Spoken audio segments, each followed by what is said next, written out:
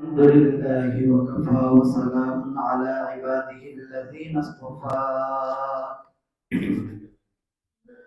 أما بعد فأعوذ بالله من الشيطان الرجيم بسم الله الرحمن الرحيم يا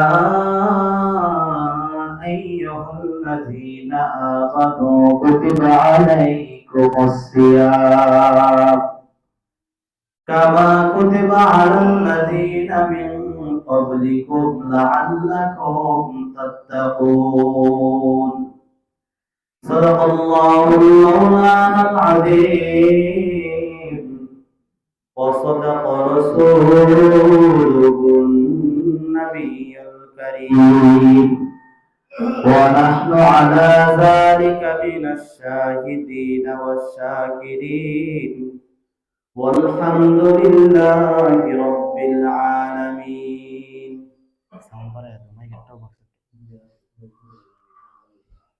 तकबीर में कलमा में नमाजों में अज़ामें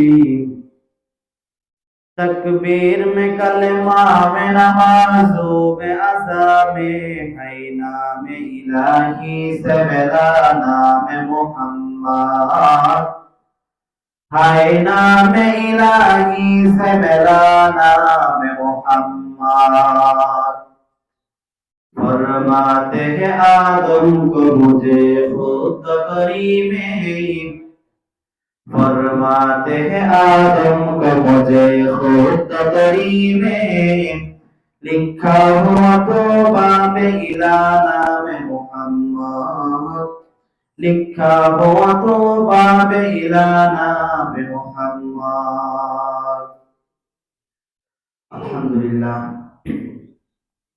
পবিত্র মাহে রমজানের রহমতের দ্বিতীয়তম দিনে পবিত্র জুমার দিনে আল্লাহ পাক আমাদেরকে মসজিদে সমবেত হওয়ার তৌফিক দান করেছেন সেজন্য সবাই শুকরিয়া আদায় করি সবাই করি আলহামদুলিল্লাহ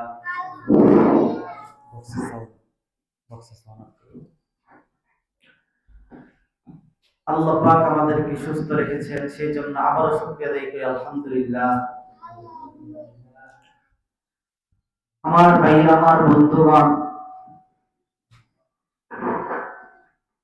এই দুনিয়াতে আমি আপনি বাসস্থান নিয়েছি আমি আপনি এই দুনিয়াতে পদার্পণ করেছি সবাই আমার দিক তাকায় পয়েন্টটা শুনবেন আমার বন্ধুগণ চোখে চোখে চোখ মিলিয়ে যদি বয়ান শোনেন কথা শোনেন অন্তরের আন্তরিকতা বৃদ্ধি পাবে আল্লাহর কাছে সওয়াবের পাল্লাও ভারী হবে আমার বন্ধুগণ এই মাহে রমজানের রোজা আল্লাহ চারটি ধাপে ফরজ করেছেন গত সপ্তাহে বলেছিলাম একটা ধাপ সর্বপ্রথম ধাপ হলো রাসূল সাল্লাল্লাহু আলাইহি ওয়াসাল্লাম রোজা রাখতেন সাহাবায়ে কেরামদের যাদের মন চাইতো রোজা রাখতো যাদের মন চাইতো না রাখতো না দ্বিতীয় ধাপ হলো মুহররমের 10 তারিখ রাসূল সাল্লাল্লাহু আলাইহি ওয়াসাল্লাম রোজা রাখতেন ওই সময় মুহররমের 10 তারিখ রোজা রাখা ফরজ ছিল কেন রাসূল মদিনায় গিয়ে দেখলেন ইহুদিরা রোজা রাখে জিজ্ঞাসা করলেন ইহুদিরা কেন রোজা রাখো ইহুদিরা বললেন নবী মুসা এই দিন ফেরাউনের হাত থেকে রক্ষা পাইছে এই জন্য রোজা রাখি তো আল্লাহ ওই সময়ের সংবিধান রেখেছিলেন মুহররমের 10 তারিখ রোজা রাখা ফরজ ভাইরা কষ্ট হইতেছে আপনাদের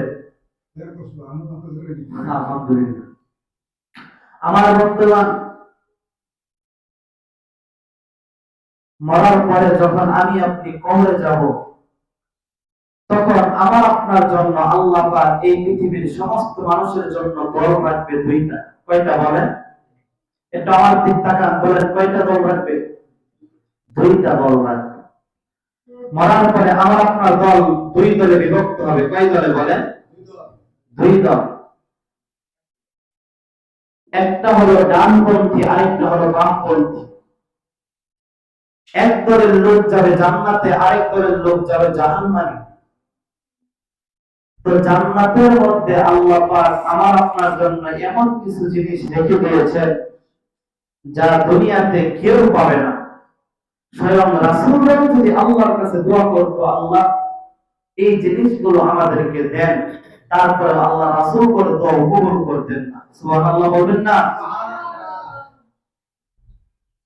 যদি আমার আপনার ঠিকানা মরার পরে ডান দিকে হয়, তাহলে আল্লাহ এমন এমন কিছু জিনিস দিবেন যা দুনিয়াতে মানুষ চায় কিন্তু পায় না। খুব খেয়াল করে শুনবেন। এক নাম্বার, মানুষ জীবনে মরতে চায় না। কথা বলেন, মানুষ কি মরতে চায়? সবাই বলেন, মানুষ মরতে চায়।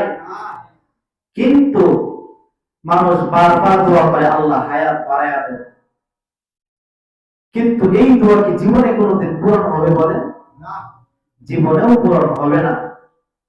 আল্লাহ নবী সুলাইমানকে দিয়ে একটা মসজিদ নির্মাণ করাইছিলেন। মালাকুল মউত যখন আসলো, জিজ্ঞাসা করলো, নবী সুলাইমান, আপনার জান নিয়ে যাব, জীবন নিয়ে যাব, এক দৌড়ি কবর। নবী সুলাইমান আল্লাহর কাছে বলেছিল আল্লাহ হায়াত বাড়ায়া দেন। আল্লাহ বললেন, নবী আপনি আরেকটি দরখাস্ত করেন, আমি আল্লাহ কবুল করব, কিন্তু হায়াত বাড়ায়া দিব। ভাইরা, তো এক নম্বরে মরার পরে আমাদের কোনদিন মরণ হবে না। আজকে দুনিয়াতে আমরা মরণ থেকে পালাতে চাই, চাই না? কিন্তু এই মরণে আমাদেরকে গ্রাস করে। আমার ভাইরা, আমার বন্ধুগণ,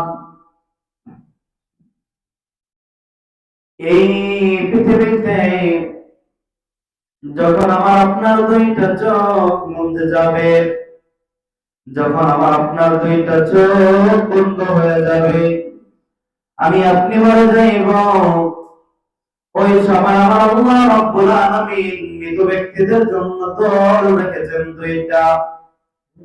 এক দল হলো ডানপন্থী, আরেক দল হলো বামপন্থী।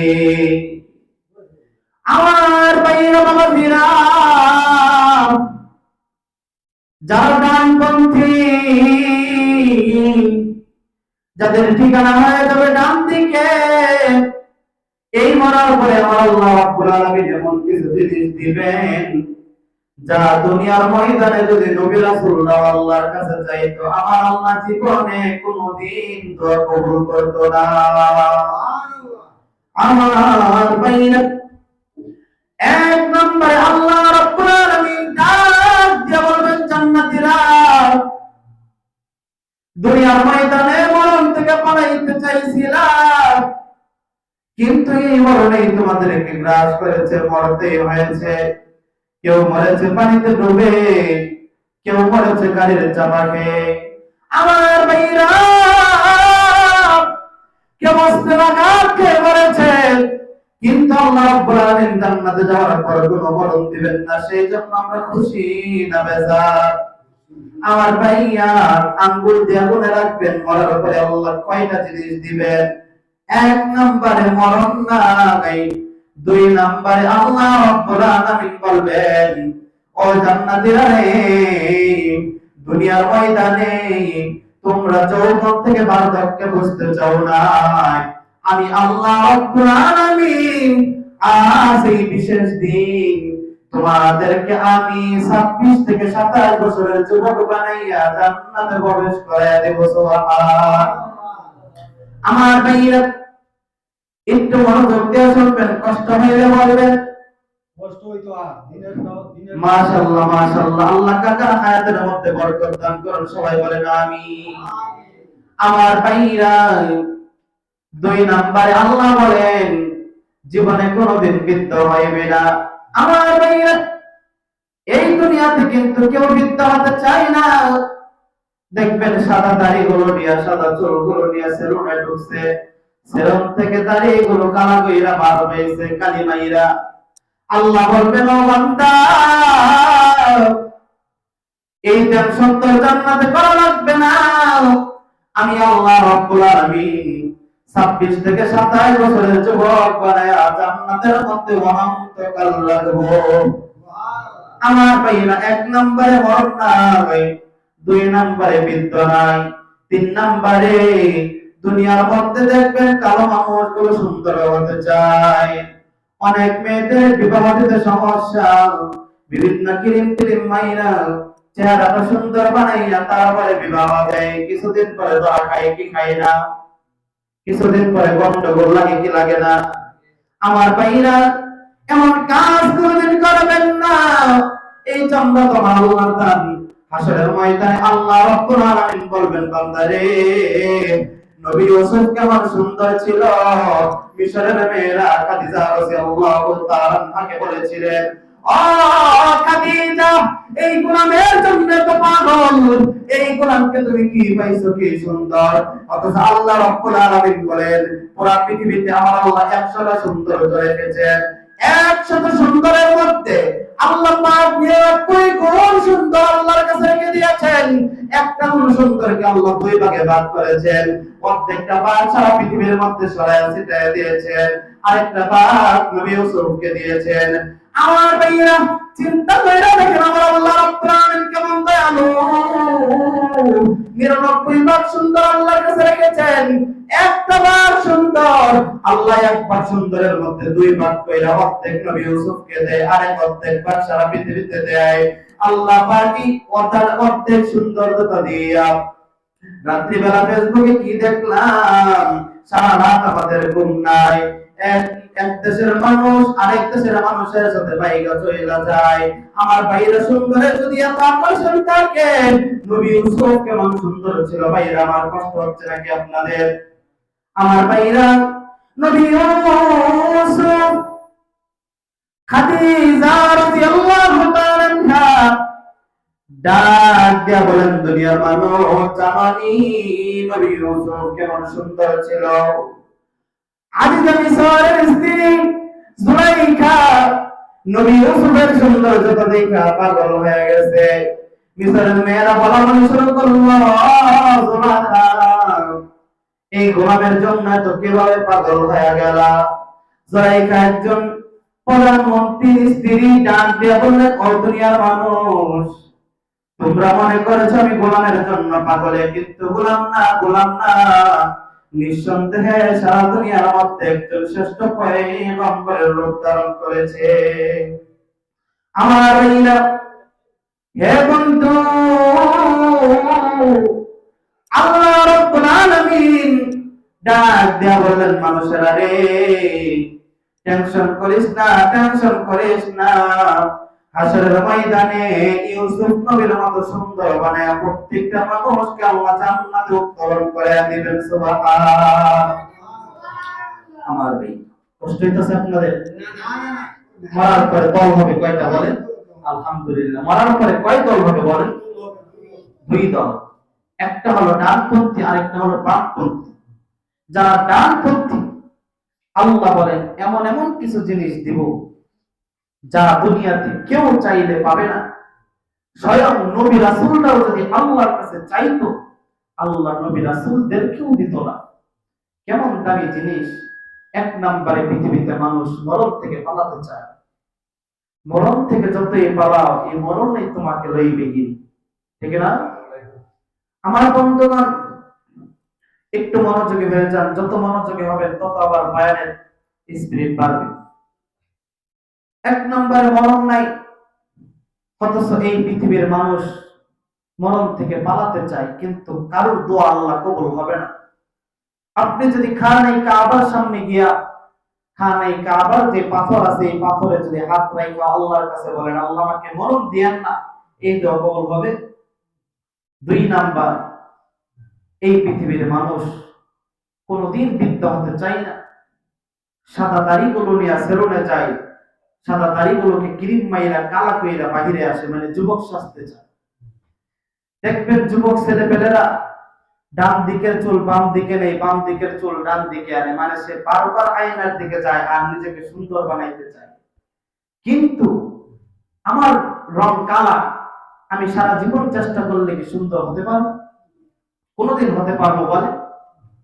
আজকালকার অনেক মেয়েরা বিবাহ শাদীতে সমস্যা হইলে একটু ধৈর্য না দেয়া চামড়াটা সুন্দর বানাইতে চাই, কিছুদিন পরে সারা সংসারের মধ্যে গন্ডগোল। যদি এমনই হয়, কালা চামড়াকে যদি সাদা বানাইয়া বিবাহ দেন, কাল হাসরের ময়দানে আপনার আমার এই হিসাব দেওয়া আগ পর্যন্ত জান্নাতে যেতে পারবেন। নাউজুবিল্লাহ বলেন। আমার বন্ধুগণ, 3 নাম্বার, এই পৃথিবীর মানুষ সবাই চাই সুন্দর হইতে, কিন্তু সুন্দর হইতে পারে না। যদি এই পৃথিবীর মানুষ সুন্দর হইতে পারতো, তাহলে হাবশী বেলাল সবার আগে সুন্দর হইত। কারণ হাবশী শব্দের অর্থ হইল আবেসিনিয়ার বাসিন্দা। হাবশী শব্দের অর্থ কি বলে? আবেসিনিয়ার বাসিন্দা। অথচ হাবশী বেলাল কত কালো ছিল, তার চেহারাটা ছিল কুৎসিত, ঠোঁটগুলো ছিল মোটা মোটা, মানে একেবারে বিচ্ছিন্ন চেহারা ছিল। অথচ আমার রাসূল যখন মেরাজের মধ্যে যায়, আয়েশা হযরত বেলালকে বলেন, ও বেলাল, আমি জান্নাতের মধ্যে আরশে আজিমে যখন আল্লাহর সাথে বসে মোলাকাত করতেছি, ওই সময় আমি শুনতে পাইলাম জান্নাতের মধ্যে হযরত বেলালের আওয়াজ। আল্লাহু আকবার বলেন না? আমার ভাইয়ের, আমার বন্ধুগণ, এই পৃথিবীর মানুষ সুন্দর হওয়ার জন্য পাগল।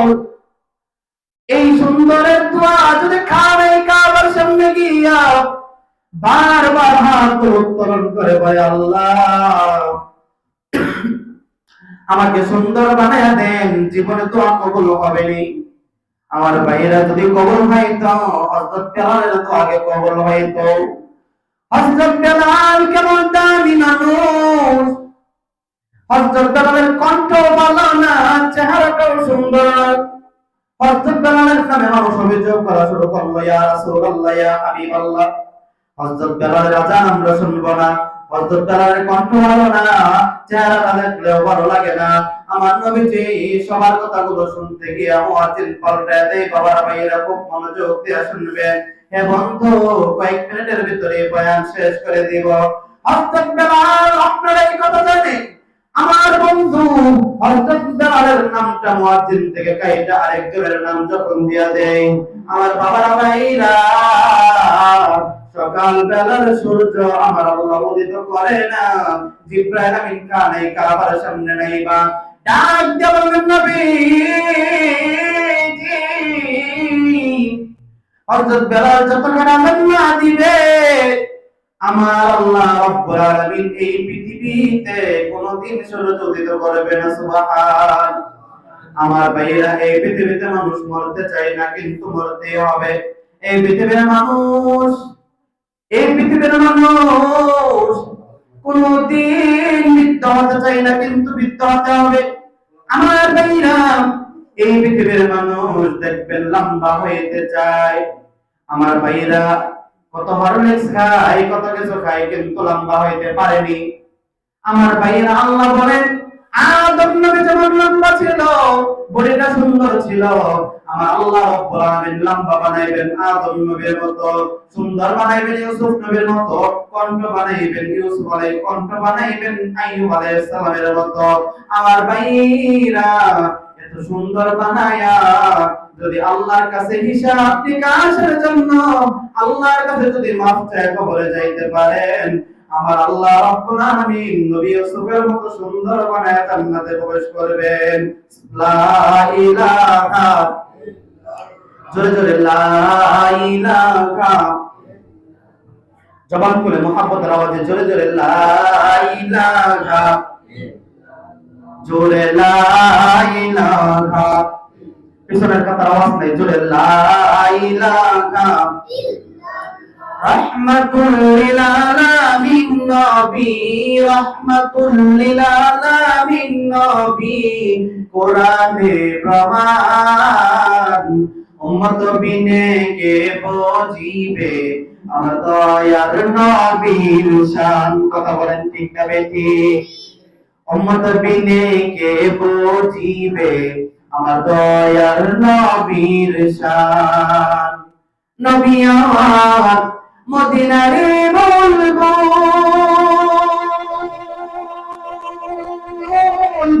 আমার আল্লাহ প্রেম করিয়া নামটি দিলেন মুহাম্মদ রাসূল গো মুহাম্মদ রাসূল। আল্লাহু আকবার বলেন। নবী আমার মদিনারি বুলবুল, আমার আল্লাহ প্রেম করিয়া নামটি দিলেন মুহাম্মদ রাসূল। সেই নবীকে ভুল বুঝিলে, সেই নবীজি সুন্নাত মানিলে থাকবে না ঈমান। ঈমান থাকবে নি? আশিক বিনে কে বুঝিবে আমার দয়ার নবীর শান। লা ইলাহা ইল্লাল্লাহ, জোরে জোরে লা ইলাহা ইল্লাল্লাহ, মুহাব্বতে লা ইলাহা ইল্লাল্লাহ, জোরে লা ইলাহা ইল্লাল্লাহ, জোরে জোরে লা ইলাহা ইল্লাল্লাহ। ভাইজান বহু দূরে মদিনা, আমরা কেমনে যাব জানি না। দয়া করো দয়ার আল্লাহ, বলেন দয়া করো দয়ার আল্লাহ, পোড়াও মনের বাসনা। লা ইলাহা ইল্লাল্লাহ, জোরে জোরে লা ইলাহা ইল্লাল্লাহ। আমার ভাইরা, ও এলাকার মা বোনেরা, মন চাইতেছে রে মা সারাদিনে যেন আমি বয়ান শুনে দিই, কিন্তু আমি তো পারবো না। কিছুক্ষণের মধ্যে বয়ান শেষ করে নামাজ পড়ে বিদায় নিয়ে বাড়ি চলে যাও। তবে বন্ধুরে, আপনাদের আগ্রহের কারণে আমি 2-1 মিনিট কথাটা বাড়ায় বললাম, আপনারা শুনতে রাজি আছেন না নাই? আমার ভাইরা, হাসরের ময়দানে আল্লাহ বলবেন, ও দুনিয়ার মানুষ, যে আমল করছো আমল দিয়া জান্নাতে যাওয়া সম্ভব না। আমি আল্লাহ রাব্বুল আলামিন যাদেরকে খুশি হয় বিনা হিসাবে জান্নাতে প্রবেশ করায়া দিব। কারণ আমি আল্লাহ যদি আমলের হিসাব নেই, এই পৃথিবীর কোন মানুষের ক্ষমতা নাই আমলের হিসাব দিয়া জান্নাতে যাইতে। আমার ভাইরা বন্ধুরা, বনি ইসরাইলের একজন আবেদ ছিল। আল্লাহ বলবেন, বান্দারে তোরে আমি মাফ করে জান্নাত নামক দৌলত দিয়া দিলাম। চিৎকার করে বলেন আল্লাহু আকবার। আমার ভাইরা বান্দিরা, ওই আবেদ ডাক দিয়ে বলবেন, আল্লাহ ও দয়ার আল্লাহ, 500 বছর ইবাদত করেছি, ভালো মতনে খানা পিনাও খাইতে পারি নাই, ভালো মতনে সংসারটাও গোছায় রাখতে পারি নাই, এত আমল করেছি, তোমার দয়ায় জান্নাতে যাইতে না গো আল্লাহ, তোমার দয়া চাই না, আমি আমার আমল দিয়া জান্নাতে যেতে চাই। নাউজুবিল্লাহ। আমার ভাইয়া, আল্লাহ বলবেন, বান্দা ও বান্দা রে, তোমার আমলের যখন এতই বেড়াগিরি, একদিকে তোমার আমল রাখো, আরেকদিকে আমি আল্লাহ যে দয়া করে একটা চোখ দিয়েছিলাম, চোখ আরেকদিকে রাখো। বন্ধুরে, যখন আল্লাহ ওজন মিলাইলেন, ওজন মিলাই দেখতে পাইলেন চোখের যে রহমত, সেই রহমতের পাল্লা ভারী হয়ে যায়। আল্লাহ বলবেন, বান্দারে তোর কপালে জান্নাত নাই, তোর কপালে জাহান্নাম নির্ধারিত করে দিলাম। নাউজুবিল্লাহ। আমার ভাইরা বিরক্ত হচ্ছেন নাকি? কষ্ট হইতাছে আপনাদের?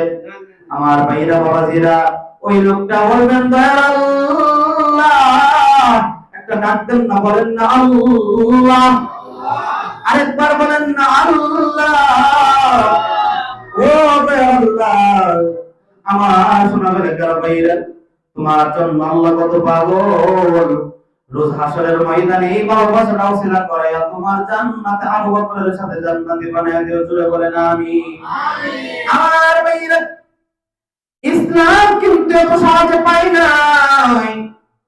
আমার ভাইরা, ইসলাম শিখাইতে গিয়া আমার যে নবীর গায়ে মশামাছি পাওয়া হারাম, সেই নবী পাথর এত জোরে জোরে আঘাত খাইছেন, কত জোরে টেক্কা খাইলে আমার বন্ধুগণ শরীর ফেটে রক্ত বার হয়। একবার চিন্তা করে দেখেন, আকাশ থেকে জিবরাইল আসছে, আয়েশা বলেন, ইয়া রাসূলুল্লাহ, ইয়া হাবিবাল্লাহ, ও নবীজি,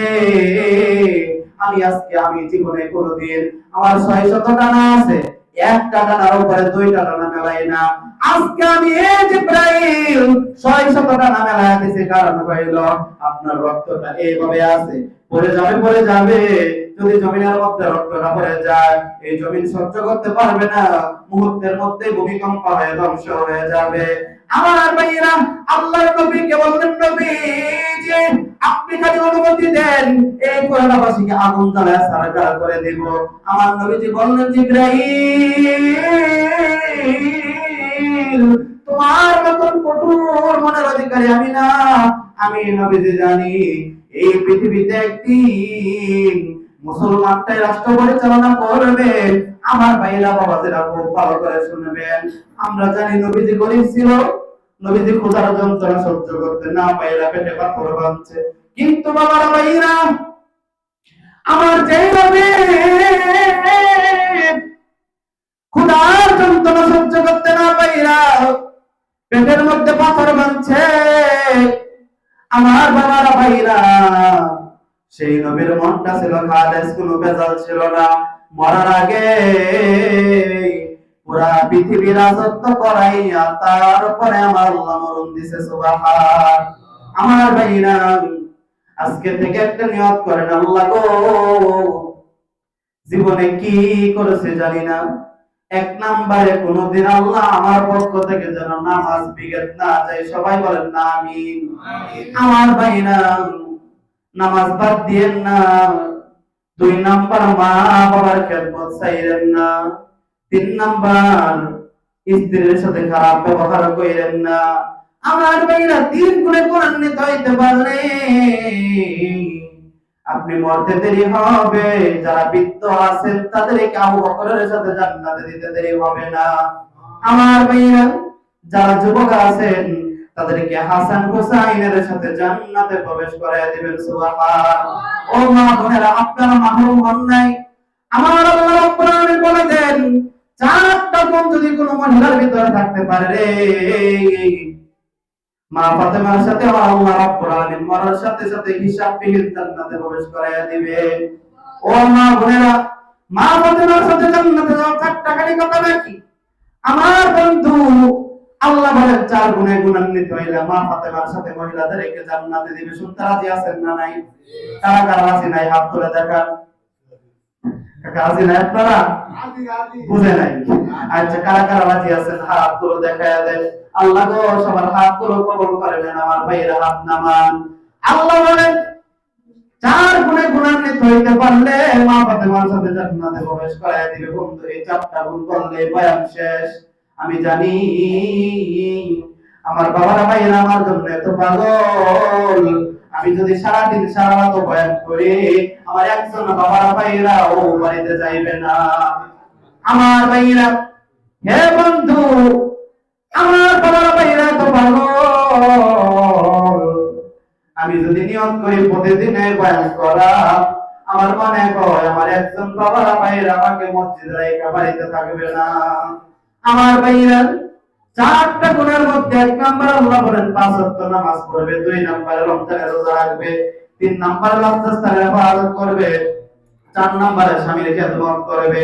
আমার ভাইয়েরা, কয়টা গুণ? 4টা গুণ। 1 নাম্বারে 5 ওয়াক্ত নামাজ পড়বে, 2 নাম্বারে রমজানের রোজা রাখবে, 3 নাম্বারে লজ্জাস্থানের ইবাদত করবে, 4 নাম্বারে স্বামীর খেদমত করবে। যদি করতে পারে রে, আমার আল্লাহ রাব্বুল আলামিন মা ফাতেমার সাথে জান্নাতে প্রবেশ করায় দিবে। আল্লাহু আকবার। আমার ভাই, কষ্ট হইছে আপনাদের? না না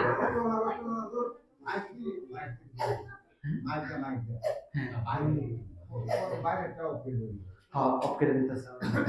বাইরে আমার অনেক বয়ান হয়েছে। বয়ান যদি সারাদিনও করি, আমার বাবারা ভাইরা সবাই শুনবে। আমার বন্ধুগণ, কাকা আপনি প্রতি শুক্রবার আইসা করবেন মসজিদে। আপনি আইসা করবেন, কোনো কাজ না থাকলে। আমি তো অনেকদিন পরে ফের আপনারা দেখি। মাশাআল্লাহ, মাশাআল্লাহ। আল্লাহ চাচাকে কবুল করুক, সবাই বলেন আমিন। আজকে যদি আমি বয়ান না করতাম, তো চাচা এত দূর থেকে এখানে আইতো? বলেন আইতো? আইতো না। আমার আত্মবিশ্বাস এই মসজিদ একদিন সুনামধন্য মসজিদ হবে। আলহামদুলিল্লাহ, আলহামদুলিল্লাহ। দেখছেন, আল্লাহ চাচাকে কবুল করুক, সবাই বলেন আমিন। দেখছেন দেখছেন কত মায়া। আপনারা একটু কষ্ট করে সবসময় আগে ভাগে আইসা পড়বেন, একটু মনোযোগ দিয়ে বয়ানটা শুনবেন। আর আমার একটা অভ্যাস হইলো, আমার চোখে চোখে চোখ না মিললে আমি বয়ান করতে পারি না, ঠিক আছে না? আমার চোখে চোখে চোখ মিলাইবেন, দেখবেন বয়ান কারে করে। হ্যাঁ, আমার প্রত্যেকটা বাবারা ভাইরা নামাজ পড়বে ইনশাআল্লাহ, খালি একটু ধৈর্য ধরেন। আমার রাসূল কত কষ্ট করছে। এখন আমরা পৃথিবীতে আজকে মুসলমানদের যেখানে যাইবেন দেখবেন মুসলমানের পান্তা, আজকে হিন্দু বলতে নাই বললে চলে। আমার ভাইরা, আল্লাহ এই মসজিদকে একদিন আমাদের জাতীয় মসজিদ বাইতুল মুকাররমের মতো কবুল করুক, সবাই বলেন আমিন। আখির দাওয়ানা আলহামদুলিল্লাহি রাব্বিল আলামিন। যারা সুন্নাত করে নিয়ে কবর জমা চালাতে সুন্নাত